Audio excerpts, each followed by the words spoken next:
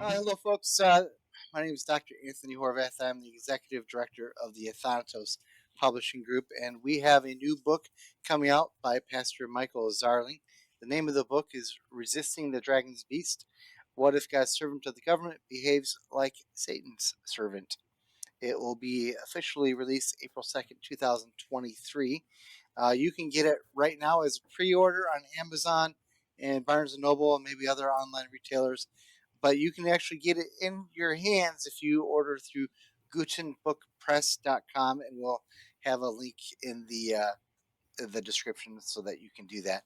So we're going to take a little bit of time to talk with Pastor Zarling about some parts of his book this evening, and then in a future video, I hope to be able to live stream and invite potential readers and others to put in questions. We'll put him on the hot seat and see how he handles it. But for now, it's just a nice, easy pre-recording. We're easing him into the fire.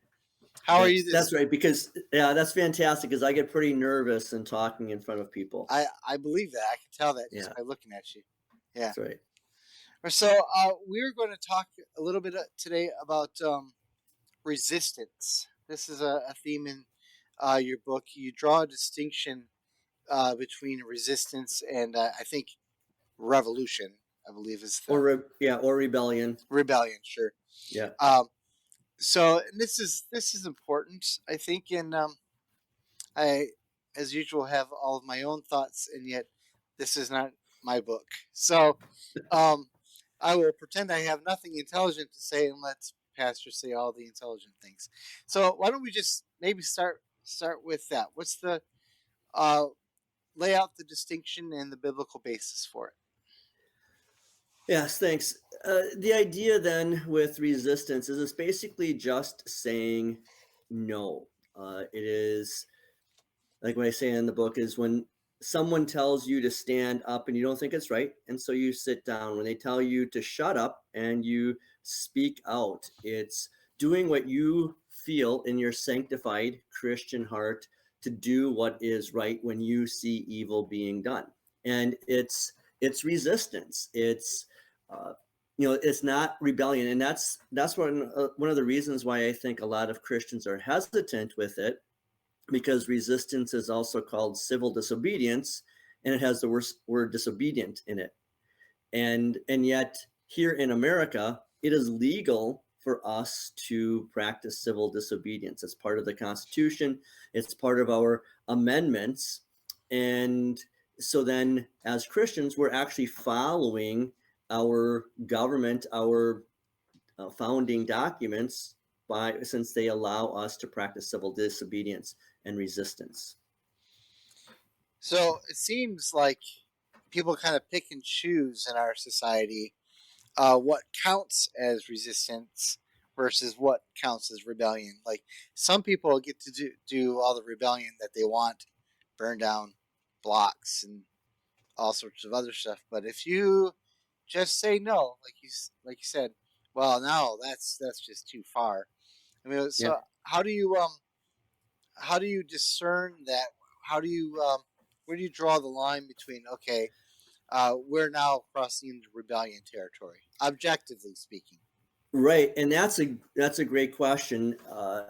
In chapter 5 of the book is where I really talk about resistance, and at the end of the chapter, I talk exactly about what you're asking about: is how do we know that what we're doing with resistance is Christian resistance and not sinful rebellion? And it's hard because we have a sinful nature.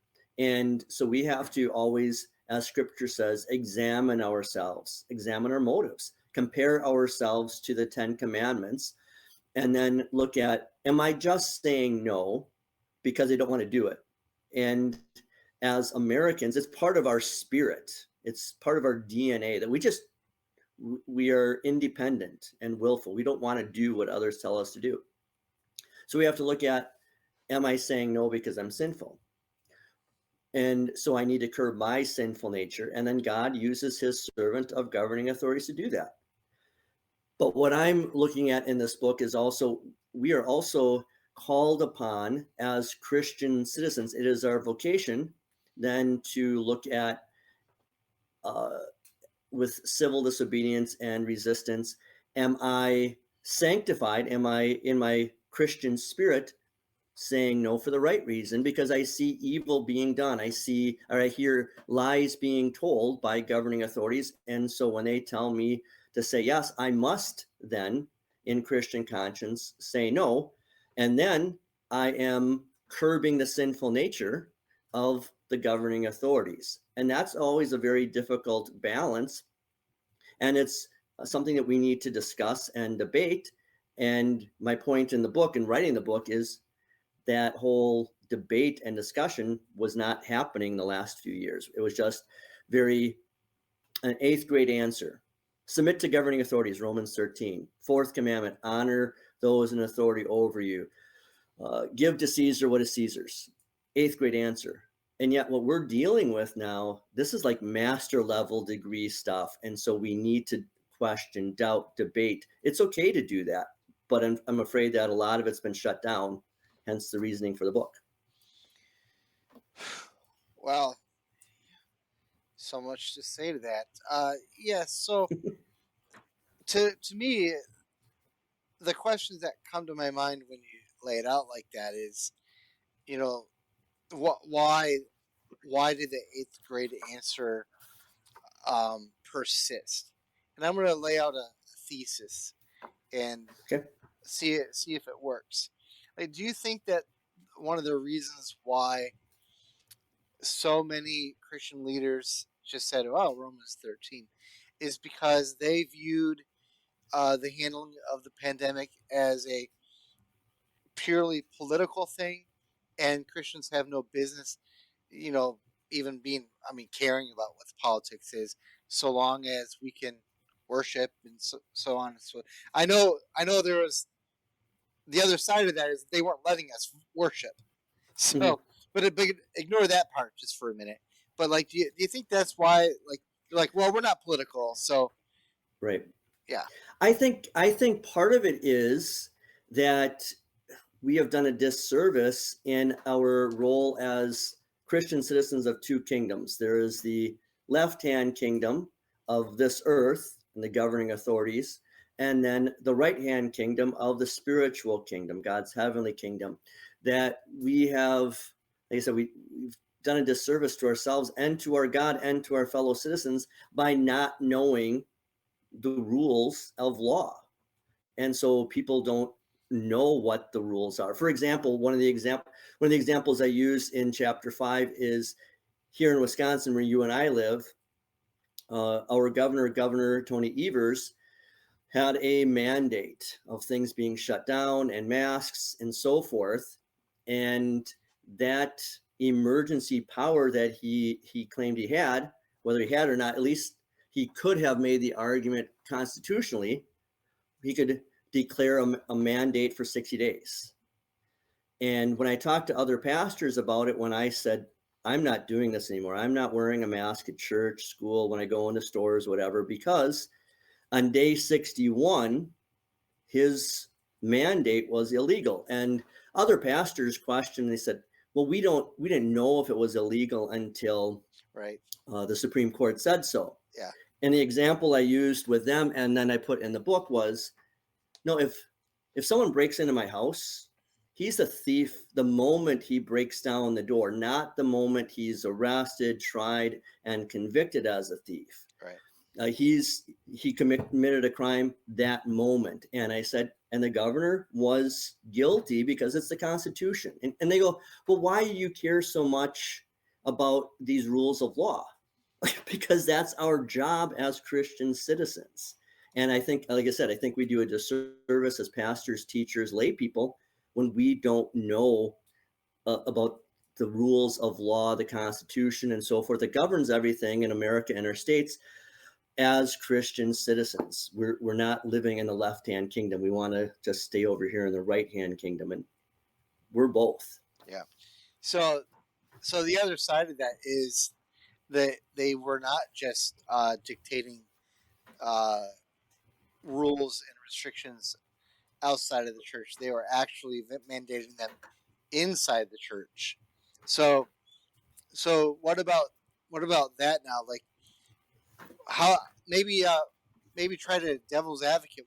What was their idea for um submitting to this idea that let me like in other states they were actually closing altogether, right? That didn't Hmm. happen in Wisconsin, but in other places, and some Christian pastors said, "No, we're going to continue doing this, and you can find us." But others did close down. But it wouldn't that be the wouldn't that be the line that every Christian pastor should say?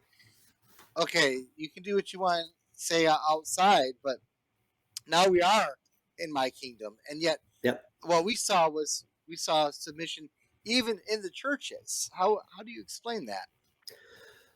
Yeah, and that's where I think as pastors and people that again we wanted so desperately to submit to the government, and that's a good thing. That's sanctified, and yet I think we did people a disservice by doing that because in times of pandemic, that's the time we should have the church open, Mm-hmm. and then we're closing it, and then we went through and we're coming up with all kinds of creative ways to be able to still minister to people, which is fantastic.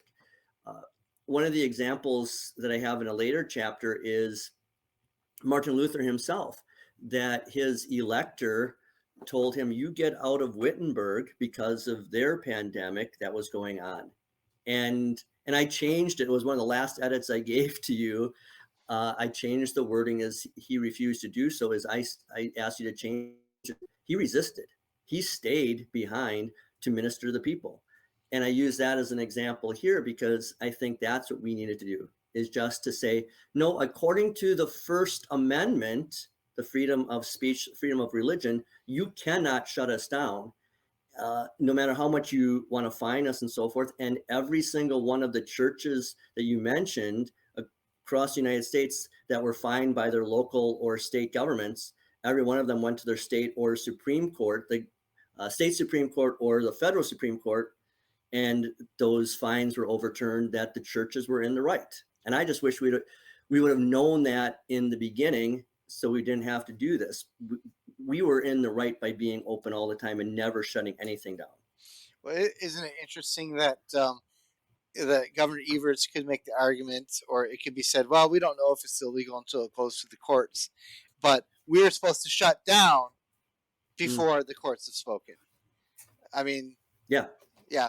So, um, And to that point, an issue should have been that you and I should have had with our legislature, which here in Wisconsin is all Republican. They had the power to overturn the government or the governor's mandate, and they didn't do it. They're the lesser magistrate I talk about in chapter 4 of the Magdeburg Confession. They should have been the ones that stood up for us so that it didn't look like we were sinning in churches. They should have said, Governor Evers, you're out of line. We're going to make it so that the churches and businesses are open. But they wimped out and they waited to the Supreme Court yeah, too. They had the power to do it and they didn't. yeah, yeah. I made sure my legislators knew I wasn't happy. Good. So I wanted to go back to something that you said about the First Amendment, and I'll make another comment. You can kind of bounce off of it. I find that it's a little bit interesting how quickly Christian leaders were willing to abandon the First Amendment in light of the emergency. And Yeah. I reminded them that the reason why there is a First Amendment and the Second for that matter is specifically because of emergency orders, because Yeah. of kings and others finding reasons and excuses for extending their powers endlessly. For example, in the First Amendment, well, of course, we know about the religious part, but there's also the right to assemble, which was directly assaulted by the pandemic emergency, right? So Right. that Yeah. And I think I have people can check on me, but I think I remember reading this somewhere that the Constitution was written during a pandemic. I I don't don't know. know Do if you know that's anything true. about that, Anthony? Well, I don't know. Okay, but I think, but if it is, but if it is, Yeah, because and whether it was or not, but the people knew about pandemics, right. and Yeah, your that's true. point is they made sure to write a constitution that would not be set aside during a pandemic or state of emergency, a federal emergency, a war, whatever. The Constitution, and that's one of the things I was actually asked on Facebook, and I encourage our listeners to go to the Resisting the Dragon's Beast Facebook page. And Twitter. I share something at least every day from the book, and someone commented on there about how our pastors and people seem to be confused whether the Constitution is over the government or the government's over the Constitution. Yeah, right. And I quoted from the book and said, no, the Constitution is over our people. And so when a president takes authority that doesn't belong to him, which happened, whether it was whether it was Trump or Biden, they both wrote executive orders which really are illegal. Yeah. The writing of law comes through the legislature, uh, and or mayors or governors. When they go against the Constitution, they're breaking the law. Wow, you are a real old fogey. No one has said anything like that in like 200 years. No one believes that anymore. Oh. That's old fashioned stuff. Do you Right. think that maybe part of the reason why uh, there was so much heat that came down on the whole population of resistors, but I think certainly Christian resistors were in the churches because the view that you're expressing is it's dangerous to the state, right? It's really imperative to them that to the state that that people believe this idea that the government is over the Constitution. And is it possible that maybe one of the reasons why some Christian leaders um, were hesitant was because they knew actually how serious the gauntlet was it was being thrown down, and you know they didn't really want to expose that fault line because the pandemic really was an opportunity to call out the government and to maybe that's not the right word to have a frank discussion about what the actual powers of the different levels of government are as opposed to what we're living. And that might lead some people into very uncomfortable points of decision. Right. It is very difficult to go against the norm, and you're right. It is dangerous to the state when they become tyrannical, when citizens know the rules of law and then they stand up to the tyranny. Uh, in chapter 5, I give all kinds of biblical examples, historical examples, and my favorite example I'll share here is how just a number of women standing up to the government that was tyrannical, it was dangerous to the government. And that's in 1943, in February of that month in Nazi Germany. The Nazis uh, had been obviously arresting Jews and then shipping them off to concentration camps. And then they started going after the Jewish husbands of German women. And the German women, they then went to Rose Street and to protest their husbands being arrested, because that's where the husbands were in prison.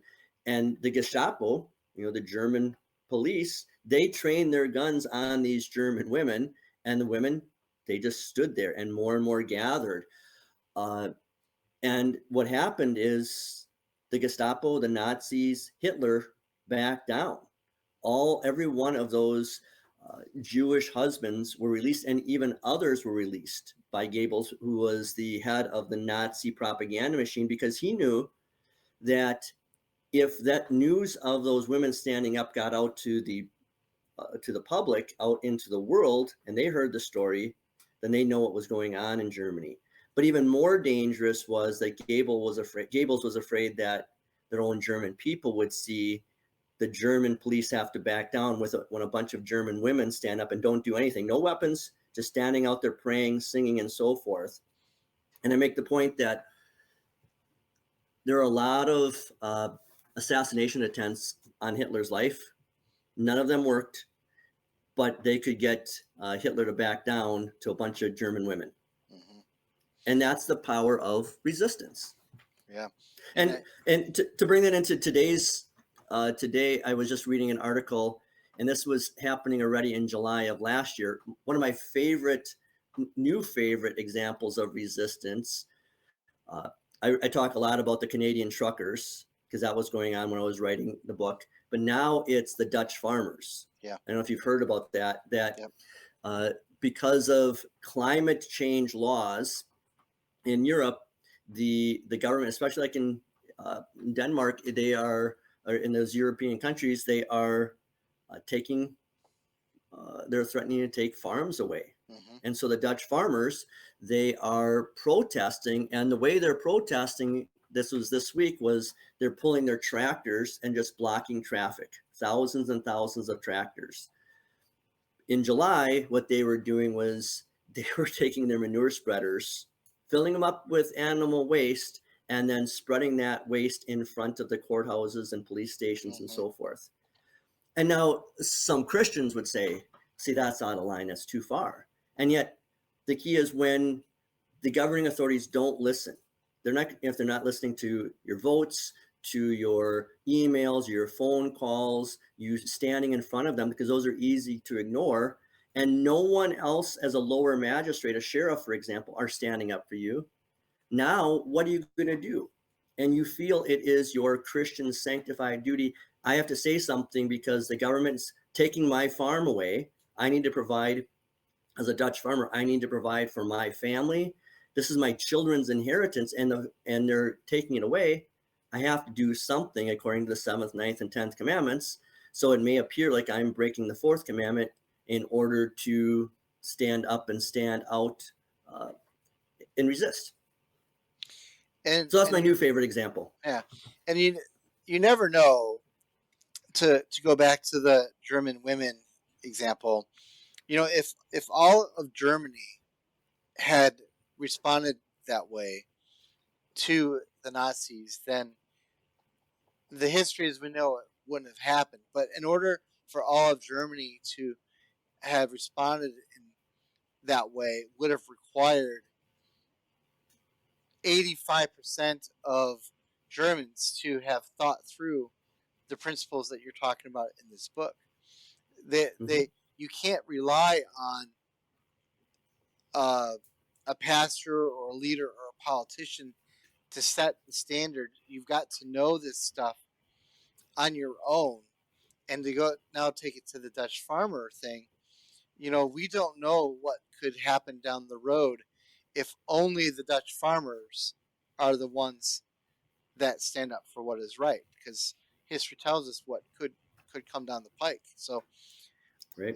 I think your book is a very good eye opener to the arguments that that everyone needs to take to heart, and not delegate off to other higher authorities, Right. but for themselves. Yeah, and two things on that. One is sometimes we need to resist for those who can't resist.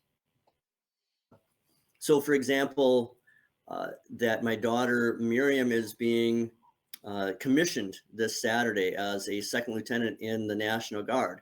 Well, she should have been commissioned a long time ago, but because she refused to get the COVID jab, she was not commissioned with the rest of her class. But she stood up for what she believed in. And when she called me and she was all excited that she was finally being commissioned a year plus later, she goes, I finally won. I said, Miriam, you won no matter what. Even if they would have kicked her out and she was afraid they were going to make her pay the money back from college and so forth, I said, no matter what, you won because you stood up for what you believed was right.